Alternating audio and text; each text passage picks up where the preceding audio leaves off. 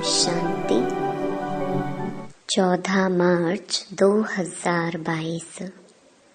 बाबा के महावाक्य। मीठे बच्चे, ज्ञान के तीसरे नेत्र से बाप को देखो, बाप को ही याद करो। इस शरीर को देखते हुए भी नहीं देखो। प्रश्न: इस पुरानी दुनिया में रहते तुम बच्चों को कौन सा डायरेक्शन मिला हुआ है? उत्तर: मीठे बच्चे, यह पुरानी दुनिया जिसमें तुम रहते हो, यह कब्रिस्तान होनी है। इस पर रावण का राज्य है। इनसे दिल नहीं लगाओ। यहाँ रहते बुद्धि की आसक्ति नई दुनिया में जानी चाहिए। गृहस्थ व्यवहार में भल रहो, परंतु कमल फूल समान रहो। सबसे तोड़ निभाओ। बुद्धि योग एक बाप से लगा रहे। ज्ञान योग में पक्के बनो। किसी भी हालत में खुशी का पारा कम ना हो। धीरज रख कर्म बंधन को काटते जाओ। गीत: धीरज धर मनवा, तेरे सुख के दिन आए कि आए। ओम शांति। मनुष्य को धीरज धरने के लिए तब कहते हैं जबकि वह दुखी बीमार होते हैं। यहाँ तो तुम मनुष्य मत पर नहीं चलते, तुम ईश्वरीय मत पर चल रहे हो। सो भी सब नहीं चलते। ईश्वर जिसको सत्य बाप, सत्य टीचर, सतगुरु कहा जाता है, उनकी मत तो नामी ग्रामी है। भगवान ने ही श्रीमत दी थी मनुष्य से देवता बनने की अथवा दैवी दुनिया के मालिक बनने की। इतनी ऊंची मत और कोई दे न सके, क्योंकि मनुष्य मात्र सब पतित भ्रष्टाचारी हैं। तो वह मत भी ऐसी ही देंगे। तुम बच्चे ही जानते हो कि हमको शिव बाबा मत दे रहे हैं। ऊंचे ते ऊंचे बाप की ऊंचे ते ऊंची मत है। उनको तो कोई भ्रष्टाचारी पतित नहीं कहेंगे। पतित ही उस निराकार बाप को बुलाते हैं, साकार की तो बात नहीं। इसलिए कहा जाता है मनुष्य की मत सुनो। Hear no evil, see no evil। भल यह आँखें मनुष्यों को तो देखती हैं, परंतु तुमको तीसरा नेत्र मिला हुआ है जिससे उनको देखना है, और उस बाप को ही याद करना है। दूसरा कोई नहीं जिसको तीसरा नेत्र हो, जिससे वह बाप को देख सके। तुम समझो बाप को देखने जाएंगे, बुद्धि में है यह तो आत्मा है ना। तुम आत्मा को देखते हो, जीव आत्मा कहना चाहिए। सिर्फ बहन कहने से आत्मा को भूल जाते हैं। यहाँ समझाया जाता है तुम इस शरीर को भूल जाओ, अपने को आत्मा समझो और बाप को याद करो। उनको देखो दिव्य चक्षु से। तुम्हारी आत्मा को अब सोझरा मिला है कि हमारा बाप कौन है, कहाँ रहते हैं, उनसे हमको क्या मिलना है। तुम्हारे मिसल दुनिया में कोई भी नहीं जो बाप से वर्षा लेने का पुरुषार्थ करते हो। जब तक कोई बच्चा ही ना बने तो बाप से वर्षा कैसे ले सकते हैं। बाप का वर्षा तो बेशुमार है। ऊंचे ते ऊंचा है सूर्यवंशी राजा रानी बनना। बैरिस्ट्री भल पास करते हैं परंतु उनमें भी नंबरवार होते हैं। कोई तो बहुत कमाते, कोई तो पेट भी मुश्किल भरते। अब तुम जानते हो हम ईश्वर से राजाई प्राप्त कर रहे हैं। कोई भी मनुष्य को कोई कब कह न सके कि यह सत्य बाप, सत्य टीचर, सतगुरु है। और सब गुरु लोग हैं। सतगुरु सत्य बोलने वाला एक ही है, बाकी सब हैं झूठ बोलने वाले। वह सच्ची सद्गति किसको दे नहीं सकते। सतगुरु की महिमा हम तुम भी नहीं जानते थे। कोई की भी बुद्धि में नहीं आएगा कि वह सत बाप, सत टीचर, सतगुरु कैसे है। वो तो सर्वव्यापी कह बात खत्म कर देते हैं। वह परमात्मा को अलग समझते नहीं कि वह बाप है, हम बच्चे हैं। कह देते सब बाप ही बाप हैं। इनसे भी नीचे ठिक्कर भीतर में परमात्मा को ठोक दिया। बाप समझाते हैं ऐसे है नहीं। तुम बच्चों को अब निश्चय हुआ कि बरोबर बाप,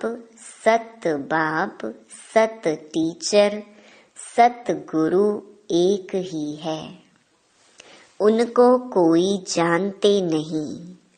अगर जानते हो तो वहां जा भी न सके। किसको जाना जाता है तो उनके नाम, रूप, देश, काल सबको जाना जा सकता है। नहीं तो जानने से फायदा ही क्या। मनुष्य सब दुखी हैं, इसीलिए शांति चाहते हैं। उनको ये पता ही नहीं कि हम असुल शांति धाम के रहने वाले हैं। वहां से हम आते हैं। हम आत्मा का स्वधर्म शांति है। बाबा गुरुओं के लिए समझाते हैं, वह किसको सद्गति दे नहीं सकते। वह डराते हैं, कहते हैं गुरु का निंदक ठौर न पावे। वास्तव में ये सब बातें बेहद के बाप के लिए हैं कि अगर तुम मेरी निंदा कराएंगे तो सतयुग में ऊंच ठौर नहीं पाएंगे। सन्यासी तो ये बात कह न सके कि तुम मेरी निंदा करने से ठौर नहीं पाएंगे। कौन सा ठौर? ठौर का तो कुछ पता ही नहीं। साधना करते रहते परंतु साधना करने से सद्गति को पा न सके। यह बाप ही आकर धीरज देते हैं।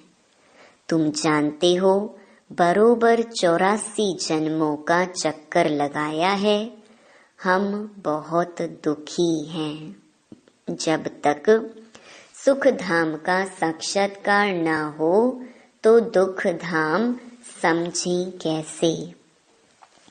अभी तुम जानते हो यह दुख धाम है, अल्पकाल का सुख है। इस अल्पकाल की राजाई में कितनी खुशी होती है। समझते हैं गांधी ने राम राज्य स्थापन किया, परंतु नहीं, यह तो और ही तीखा रावण का राज्य बन गया। सब कहते हैं पतित भ्रष्टाचारी हैं। आगे सिर्फ पतित थे, अब तो भ्रष्टाचारी भी कहते हैं। यह है कलयुग की अंत। कितनी रिश्वत है। बाप आकर सारी दुनिया के मनुष्य मात्र को कहते हैं अब धैर्य धरो, परंतु सुनते नहीं हैं। पिछाड़ी में सबको मालूम पड़ेगा। प्रदर्शनी में भी यही दिखाते हैं कि कैसे दुख की दुनिया को हटाए सुख की दुनिया बना रही हैं। आखरीन सब सुनेंगे तो सही ना। एक तरफ माया सबके गले घुटती रहती है, दूसरी तरफ बाप अपनी पहचान देते रहते हैं। अब तो ढेर मनुष्यों को आवाज पहुंचाना है। जितनी जितनी महिमा निकलेगी तो फिर अखबारों में भी जोर से पड़ेगा। फिर बहुत आएंगे। यह मेहनत है। धर्म अथवा मठ आदि स्थापन करना तो बहुत सहज है। बौद्धि धर्म की एक स्पीच की 60-70 हजार बौद्धि बना लिए। यहाँ तो मेहनत है। माया बड़ा जोर से सामना करती है। वहाँ तो माया के साथ युद्ध की बात ही नहीं। यहाँ माया से युद्ध करने में मेहनत है। मुख्य बात है पवित्रता की, और कोई जगह पवित्रता की बात नहीं। वह तो घर से वैराग्य आता है, या कुछ चोरी पाप आदि करते हैं तो संन्यास धारण कर लेते हैं। इसलिए चोरों को पकड़ने के लिए भी गवर्नमेंट को सन्यासी सीआईडी आदि रखने पड़ते हैं। दलालों के रूप में, व्यापारियों के रूप में भी सीआईडी होते हैं। पुलिस का गुप्त काम बहुत चलता है। दोस्ती के बहाने भी सोने के व्यापारियों से मिल जाते हैं। फिर सब कुछ मालूम पड़ जाता है। धंधे वाले धंधा भी करते तो सीआईडी भी करते। दुनिया बहुत मुसीबतों में फंसी हुई है। तुम बहुत भाग्यशाली हो जो इन सब मुसीबतों से दूर निकल आए हो। दुनिया में तो मुसीबत पर मुसीबत है। तुम्हारे लिए बहुत प्राप्ति है। वह तो दुखी होकर मरते हैं। तुम बैठे हो यह शरीर छोड़ने के लिए। कहाँ पुराना शरीर खत्म हो तो हम वापस बाबा के पास जाएं।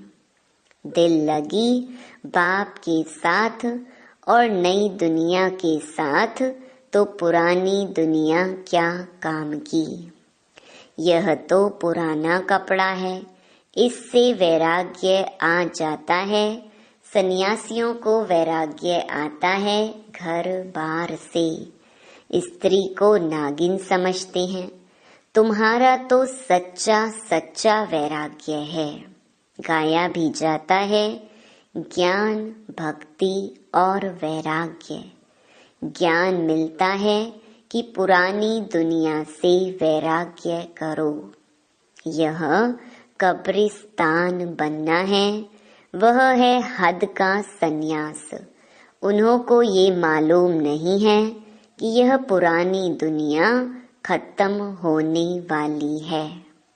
वह कहते हैं हम घर में इकट्ठा रह नहीं सकते, तो उन्हों को घर से वैराग्य होता है और वह जंगल में चले जाते हैं। तुम्हारा ये है बेहद का वैराग्य, परंतु इनका किसको पता ही नहीं। तुम कहेंगे हमको तो सारी पुरानी दुनिया से, कब्रिस्तान से वैराग्य है। ये रावण राज्य है, ऐसा कौन मूर्ख होगा जो पुरानी दुनिया से दिल लगाएगा। जब तक पूरी तैयारी हो जाए, सतयुग आने का समय भी हो, तब तो लड़ाई लगेगी। कई लिखते हैं कि भल बैठे घर में हैं, परंतु मूंझते हैं कि क्या करें। ममत्व अगर नहीं रखें तो संभाल कैसे हो। बाप कहते हैं बच्चे रहना तो यहाँ ही है, परंतु बुद्धि की आसक्ति अब नई दुनिया में जानी चाहिए। सच्चा लव उसमें जाना चाहिए। इस पुरानी दुनिया से वैराग्य है, देह से भी वैराग्य, तो बाकी क्या रहा। बहुत पूछते हैं बाबा आप कहते हो दोनों तरफ तोड़ निभाना है, सो तो जरूर करना है। अगर तोड़ नहीं निभाएंगे तो सन्यासियों के मिसल हो जाएंगे। गृहस्थ व्यवहार में रहते पवित्र रहो। देही अभिमानी बनने का पुरुषार्थ करो तो बुद्धि योग बाप से लग जाएगा। मैं आत्मा हूँ, बाप के पास जाना है। बाप कहते हैं गृहस्थ व्यवहार में रहते कमल फूल समान बनो। ज्ञान और योग नहीं होगा तो लटक पड़ेंगे। हरेक की जन्म पत्री अलग अलग है, हरेक के लिए युक्ति भी अलग अलग मिलती है। कोई तकलीफ हो तो पूछो, कोई भी हालत में खुशी का पारा चढ़ना चाहिए। हम घर जाते हैं, फिर आएंगे नई राजधानी में। बाकी थोड़ा समय है, पार्ट बजाना है, ममत्व तोड़ते जाना है। हरेक का कर्म बंधन अलग अलग है, कोई का हल्का कोई का भारी है। बाबा से युक्ति लेकर धैर्यता से कर्म बंधन को काटते जाना है। इसमें गुप्त मेहनत चाहिए। बुद्धि को यात्रा में ले जाने की मेहनत है। घड़ी घड़ी बुद्धि योग टूट पड़ता है। अब परिपक्व बन जावें तो कर्मातीत अवस्था आ जाए। अभी तो अनेक प्रकार के विकल्पों के ही तूफान लग पड़ते हैं। एकदम नींद ही फिट जाती है। विकल्पों को ही तूफान कहते हैं और सत्संगों में ये बातें नहीं होती। वहाँ तो है कनरस, फायदा कुछ भी नहीं। यहाँ तो यह पढ़ाई है आमदनी के लिए। पढ़ाई को कनरस नहीं कहेंगे तो बाप समझाते हैं यह अंतिम जन्म है। पुरानी दुनिया खत्म हो जाने वाली है। क्यों ना श्रीमत पर चल ऊंच पद पाई। जब तक इसमें होशियार हो जाओ तब तक शरीर निर्वाह अर्थ तो कर्म करना है। फिर इस ईश्वरीय सर्विस में लग जाना। सारी दुनिया को सैल्वेज करना है। तुम हो सैल्वेशन आर्मी। नरक से निकाल स्वर्ग में ले जाते हो। वह सैल्वेशन आर्मी यह नहीं जानते कि विश्व का बेड़ा डूबा हुआ है। सब रावण की जंजीरों में फंसे हुए हैं। सारी विश्व को अब सैल्वेज करना है। इसमें तो बाप की मदद चाहिए। तुम रूहानी ईश्वरीय सैल्वेशन आर्मी हो। मनुष्य मात्र को रावण के पंजे से छुड़ाना है, इतना नशा चाहिए। वह जिस्मानी सोशल वर्कर तो ढेर हैं, तुम कितने थोड़े हो। यहाँ तो मनुष्य भी ढेर, सतयुग में मनुष्य बहुत थोड़े होते हैं। तुम थोड़े बच्चे ही रूहानी बाप से वर्षा लेते हो। ये अंतिम जन्म जो कौड़ी जैसा है, उनको हीरे जैसा बनना है। एक आदि सनातन देवी देवता धर्म की स्थापना, अनेक धर्मों का विनाश। बाप ही एक धर्म की स्थापना करते और कराते हैं। सैपलिंग लगाने अथवा स्थापना करने में बहुत मेहनत लगती है। जब तक किसको बाप समान नहीं बनाया है, तब तक खुशी का पारा नहीं चढ़ेगा। खुशी का पारा तब चढ़ेगा जब दान करेंगे। जिसके पास धन हो और दान ना करें तो उनको मनहूस कहा जाता है। यहाँ फिर ऐसे नहीं है। जिनके पास है वह तो देते रहेंगे, नहीं तो समझेंगे इनके पास धन ही नहीं है। अच्छा, मीठे मीठे सिकिलधे बच्चों प्रति माता पिता बाप दादा का याद प्यार और गुड मॉर्निंग। रूहानी बाप की रूहानी बच्चों को नमस्ते। धारणा के लिए मुख्य सार। पहला, ईश्वरीय सैल्वेशन आर्मी बन विश्व के डूबे हुए बेड़े को पार लगाना है। मनुष्यों को कौड़ी तुल्य से हीरे जैसा बनाना है।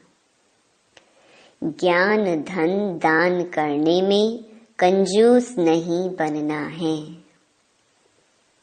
दूसरा, अपनी दिल बाप और नई दुनिया से लगानी है। इस पुरानी देह से बेहद का वैरागी बनना है। वरदान, दिव्य बुद्धि द्वारा सदा दिव्यता को ग्रहण करने वाले सफलता मूर्त भव।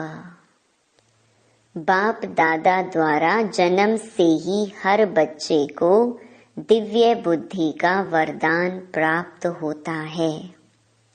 जो इस दिव्य बुद्धि के वरदान को जितना कार्य में लगाते हैं, उतना सफलता मूर्त बनते हैं।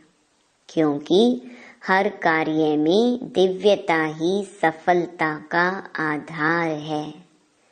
दिव्य बुद्धि को प्राप्त करने वाली आत्माएं अदिव्य को भी दिव्य बना देती हैं। वह हर बात में दिव्यता को ही ग्रहण करती हैं। अदिव्य कार्य का प्रभाव दिव्य बुद्धि वालों पर पड़ नहीं सकता। स्लोगन, स्वयं को मेहमान समझकर रहो तो स्थिति अव्यक्त व महान बन जाएगी। ओम शांति। हर रोज मुरली सुनने के लिए हमारे चैनल गॉड ज्ञान को सब्सक्राइब करें और डेली नोटिफिकेशन पाने के लिए बेल आइकन को प्रेस करें। ओम शांति।